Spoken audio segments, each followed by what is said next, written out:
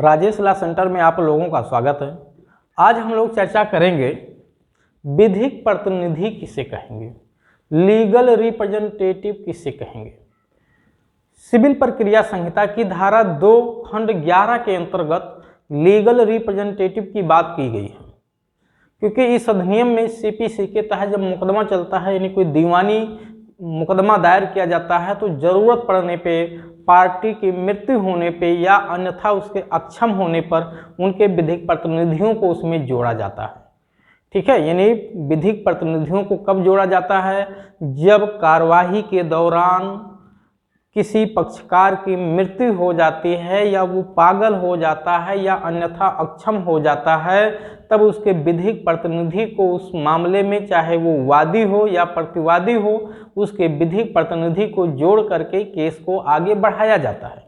चाहे वो प्रारंभिक स्टेज हो या अपील या रिवीजन का स्टेज हो, इससे मतलब नहीं है। जब भी जरूरत पड़ेगी तो उसके विधिक प्रतिनिधि को जोड़ा जा सकता है। प्रश्न यहाँ पे यह है कि विधिक प्रतिनिधि कहेंगे किसे। पहले तो ये तो डिसाइड हो जाना कि विधिक प्रतिनिधि में कौन कौन लोग आएंगे, तो उसी को एक्सप्लेन किया गया है धारा 2 के खंड 11 के अंतर्गत। ठीक, तो विधिक प्रतिनिधि को क्यों एक्सप्लेन किया गया? क्योंकि सिविल प्रोसीडिंग के दौरान जरूरत पड़ने पे विधिक प्रतिनिधियों को मामले में जोड़ा जाता है। तो विधिक प्रतिनिधि कौन लोग होते हैं, उनका उल्लेख किया जाना पहले से जरूरी है। इसीलिए विधिक प्रतिनिधि की डिफिनीशन धारा 2 के खंड 11 में किया गया है। ठीक, इस डिफिनीशन क्लाज में डिक्री की परिभाषा, डिक्री एवं आदेश में क्या अंतर है, प्रारंभिक डिक्री एवं अंतिम डिक्री में क्या अंतर होता है, डीम्ड डिक्री क्या होता है, इन सब पे ऑलरेडी वीडियो बनाया जा चुका है, आप उसको देख सकते हैं। हम लोग चर्चा करेंगे विधिक प्रतिनिधि पे। विधिक प्रतिनिधि की जो डिफिनीशन दी गई है, ये बड़ा गोलमोल दिया गया है तो कुछ नहीं, कोई दम नहीं है। धारा 211 में बहुत सिंपल लिखा हुआ है, लेकिन अगर आप बहुत ज़्यादा कंसंट्रेट होकर नहीं समझ रहे हो तो समझ में आएगा नहीं, आप उसी में उलझ जाओगे। लेकिन अभी देखिए मैं कैसे उसको आपको समझाता हूँ, लगेगा कि सर ये तो इससे आसान तो और कुछ हो नहीं सकता। सबसे सिंपल परिभाषा लिखी हुई है। लेकिन सबसे पहले आप लोग चैनल पर यदि नए हैं सब्सक्राइब जरूर कर लीजिए, वीडियो को लाइक शेयर करते रहिए, क्योंकि विधि से जुड़े हुए बहुत सारे विषयों पे जो है वीडियो बना के डाला जा रहा है। ऐसा वीडियो सबसे पहले आपके पास पहुंच जाएगा। ठीक है, आप उसको देख सकते हैं, अपने दोस्तों को शेयर करते रहिए, जिससे सभी को इसका ज्ञान मिलता रहे। हमारे यहाँ पीसीजे, एपीओ, एचजेएस या मुख्य परीक्षा की तैयारी भी कराई जाती है। इसकी ऑनलाइन ऑफलाइन क्लास की भी सुविधा उपलब्ध है। आप इस नंबर पर संपर्क करके अपनी आवश्यकता अनुसार क्लास ज्वाइन कर सकते हैं। आइए हम लोग विधिक प्रतिनिधि की डिफिनीशन को देखते हैं। सबसे पहले देखिए, मैं एक डायग्राम बनाया हूँ आपको समझाने के लिए। डायग्राम में क्या, ये वो व्यक्ति है जिसने सिविल सूट यानी दीवानी मामला दाखिल किया था, यानी सिविल सूट लाया था, या जिसके खिलाफ सिविल सूट लाया गया था। ठीक, तो चाहे ये वादी हो या प्रतिवादी हो, इससे मतलब नहीं है। इसके विधिक प्रतिनिधि कौन कौन होंगे, यानी किसी व्यक्ति के विधिक प्रतिनिधि कौन लोग हो सकते हैं, तो हम क्योंकि ये सिविल मामले में लिखा हुआ, इसीलिए सिविल रेफरेंस देते हुए आपको समझाने की कोशिश कर रहा हूँ कि ये सिविल मामले में मान लेते हैं ये चाहे वादी हो या प्रतिवादी हो, क्योंकि वादी या प्रतिवादी के ही विधिक प्रतिनिधियों की जरूरत आवश्यकता पड़ने पे पड़ती है, अन्यथा नहीं पड़ती है। ठीक है, विधिक प्रतिनिधि को कब जोड़ा जाता है, कैसे जोड़ा जाता है, आदेश 22 में इसका साफ उल्लेख किया गया है कि किस स्टेज पे जोड़ा जाता है। तो यहाँ पे मान लेते हैं ये वादी है या प्रतिवादी है, कोई भी हो सकता है। इसकी मृत्यु हो गई है या ये दिवालिया हो गया है या पागल हो गया, मतलब कुल मिला करके अब इसके नाम से सिविल सूट आगे नहीं बढ़ाया जा सकता है, यानी सिविल प्रोसीडिंग इसके नाम से नहीं बढ़ाया जा सकता या इसके खिलाफ नहीं बढ़ाया जा सकता है। ऐसी हालात में ये पहुंच गया है, चाहे आर्थिक रूप से अक्षम हो गया हो, मानसिक रूप से अक्षम हो गया हो या सदा के लिए ही अक्षम हो गया हो। ठीक है, तब इसके विधिक प्रतिनिधि में देखिए 2 लोगों का उल्लेख किया गया है। सबसे पहले 2 लोग, दोनों तरफ मैंने किया, एक ये व्यक्ति है, एक ये व्यक्ति है। ये कौन है? विधिक प्रतिनिधित्व करने वाला व्यक्ति, यानी ऐसा व्यक्ति जो मृतक, इसको मृतक मान लिया गया, मृतक का विधिक प्रतिनिधित्व करता हो। उत्तराधिकारी शब्द नहीं लिखा हुआ, ध्यान रखिएगा, उत्तराधिकारी शब्द नहीं लिखा हुआ, लिखा हुआ विधिक प्रतिनिधित्व करने वाला व्यक्ति, इसका विधिक प्रतिनिधि माना जाएगा। अब विधिक प्रतिनिधित्व करने वाले व्यक्ति में उत्तराधिकारी भी शामिल होते हैं।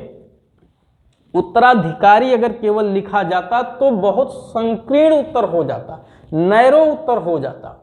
विधिक प्रतिनिधि लिखने से इसका उत्तर बहुत ज़्यादा विस्तृत हो जाता है। इसमें प्रशासक, निष्पादक आदि भी शामिल है, और उत्तराधिकारी केवल लिख दिया जाता तो प्रशासक, निष्पादक ये लोग विधिक प्रतिनिधि की श्रेणी से बाहर हो जाते। तो इसलिए यहाँ विधिक प्रतिनिधि शब्द लिखा गया है, उत्तराधिकारी नहीं लिखा गया है।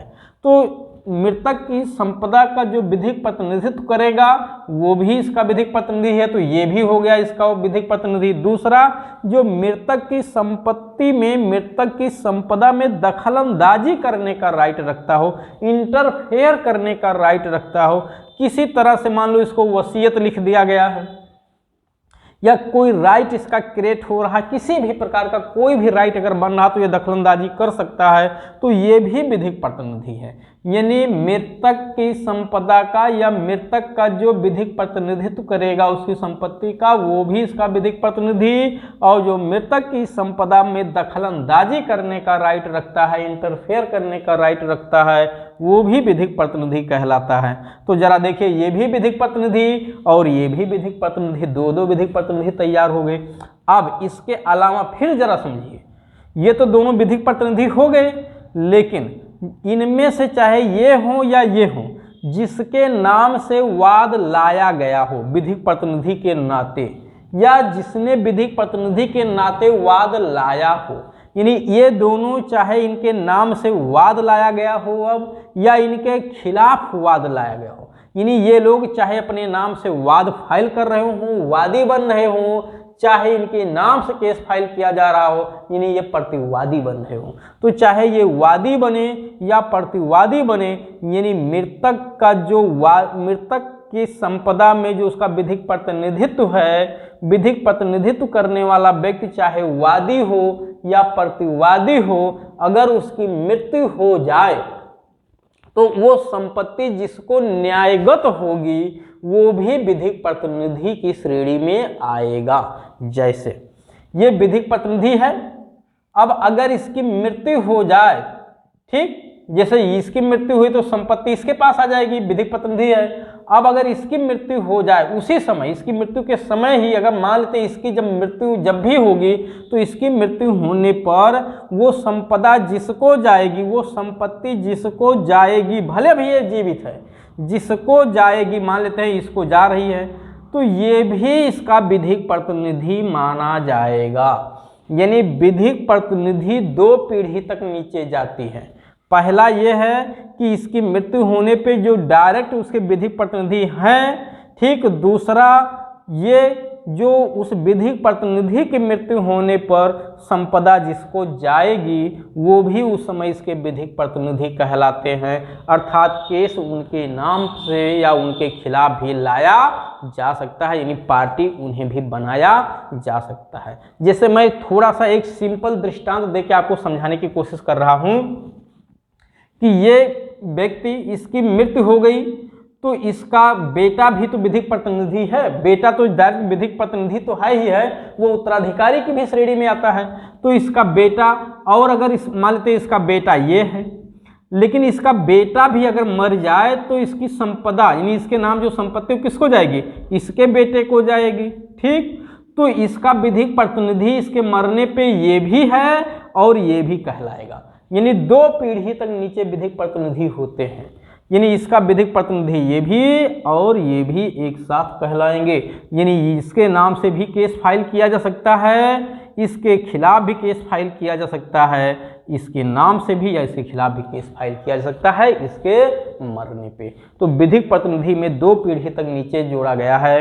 एक वह लोग जो इसकी संपत्ति का विधिक प्रतिनिधित्व करते हैं या जो मृतक की संपदा में दखलंदाजी करते हैं, और दूसरा तो ये दोनों तो विधिक प्रतिनिधि हैं ही हैं, साथ ही साथ वो लोग भी विधिक प्रतिनिधि इन लोगों के साथ ही साथ कहलाते हैं जो इन लोगों की मृत्यु होने पे संपदा जिन्हें न्यायगत होगी, यानी इनके मरने पे, यहाँ विधिक प्रतिनिधि अगर ये है तो इनके मरने पे इनकी संपत्ति जिसे जाएगी, अब किसको जाएगी, इनके उत्तराधिकारियों को जाएगी, जाहिर सी बात है। तो इनके उत्तराधिकारी भी उस समय विधिक प्रतिनिधि इसके कहलाएंगे और ये भी विधिक प्रतिनिधि कहलाएंगे। तो 2 पीढ़ी तक विधिक प्रतिनिधि का जिक्र किया गया है। जो परिभाषा में लिखा हुआ है वो यही लिखा हुआ है कि मृतक की संपदा का विधिक प्रतिनिधित्व करने वाला व्यक्ति, और ऐसा व्यक्ति भी शामिल है जो उसकी संपत्ति में दखलंदाजी करता है, और फिर नीचे लिखा हुआ है कि ऐसा कोई व्यक्ति भी शामिल है जिसके नाम से जो है वाद दाखिल किया जाए या जिसके विरुद्ध वाद दाखिल किया गया हो, यदि उसकी मृत्यु हो जाए तो उसकी संपदा जिसको न्यायगत होगी। ठीक है, तो इस तरह से परिभाषा लिखा गया है। तो उसी तरह से 2 पीढ़ी नीचे चला गया, यानी ये जो विधिक प्रतिनिधि है और इस विधिक प्रतिनिधि की मृत्यु होने पे इसकी संपदा, यानी विधिक प्रतिनिधि की संपदा जिसके पास जाएगी वो भी विधिक प्रतिनिधि इसका कहलाएगा। तो इस तरह से उम्मीद है कि आपको अच्छे से समझ में आ गया होगा। हाँ, यहाँ एक केस मैंने लिखा है के शंकरप्पा बनाम के गंगाधरैया, 2003 का केस है, कर्नाटक। इस केस में कहा गया कि विधिक प्रतिनिधि कोई अपरिचित व्यक्ति भी हो सकता है। कैसे? इससे अपरिचित। अब देखिए कोई विधिक प्रतिनिधि, अब विधिक प्रतिनिधि का, ठीक है, कोई वारिस, कोई उत्तराधिकारी है, क्योंकि विधिक प्रतिनिधि की मृत्यु होने पे संपदा जिसको जाएगी वो भी इसका विधिक प्रतिनिधि होगा। तो अगर वो ऐसा व्यक्ति हो जो इससे अपरिचित हो तो भी वो विधिक प्रतिनिधि हो जाएगा। यानी इस केस में साफ साफ यही कहा गया कि विधिक प्रतिनिधि मृतक का अपरिचित व्यक्ति भी हो सकता है, और बिल्कुल हो सकता है क्योंकि 2 पीढ़ी नीचे तक की बात की गई है। तो इस नाते वो भी इसकी संपदा का उत्तराधिकारी होगा। अगर उस समय नहीं जन्म लिया होगा, इसके मरने पे जन्म ले लिया, तो उसको क्या पता ये बाबा जी कौन थे, लेकिन वो भी विधिक प्रतिनिधि माना जाएगा। ठीक, तो अब यहाँ पे जैसे देखिए एक और भी है कि इसका जो प्रशासक है, यानी मृतक की संपदा का जो प्रशासक नियुक्त किया गया या जो निष्पादक है, अगर उस निष्पादक या प्रशासक की मृत्यु हो जाए तो वो संपत्ति उसके ना उत्तराधिकारियों को जाएगी, निष्पादक या प्रशासक को। तो निष्पादक या प्रशासक का जो उत्तराधिकारी है उसको तो इससे कोई लेना देना नहीं है, उससे कहाँ इसका परिचय है, लेकिन वो भी तो इसका विधिक प्रतिनिधि माना जाएगा। तो इसीलिए इस केस में कहा गया कि मृतक के जो विधिक प्रतिनिधि हैं वो मृतक से अपरिचित भी हो सकते हैं। तो उम्मीद है कि आप लोगों को विधिक प्रतिनिधि के बारे में अच्छे से समझ में आ गया होगा। ठीक है, नहीं समझ में आएगा तो वीडियो को और 1 बार 2 बार देखिएगा, क्लियर है कि समझ में आ जाएगा। और धारा 211 को साथ में सामने रखिएगा, यानी उसको पढ़िएगा फिर इसको देखिएगा। पहले आप उसको पढ़िएगा, फिर वीडियो को देखिएगा, फिर उसको पढ़िएगा, उसके बाद समझ में आ जाएगा। तो उम्मीद है कि आप लोगों को अच्छे से समझ में आ गया होगा। अब हम लोग चर्चा करेंगे अगले वीडियो में अंतःकालीन लाभ पे, मेसनी प्रॉफिट।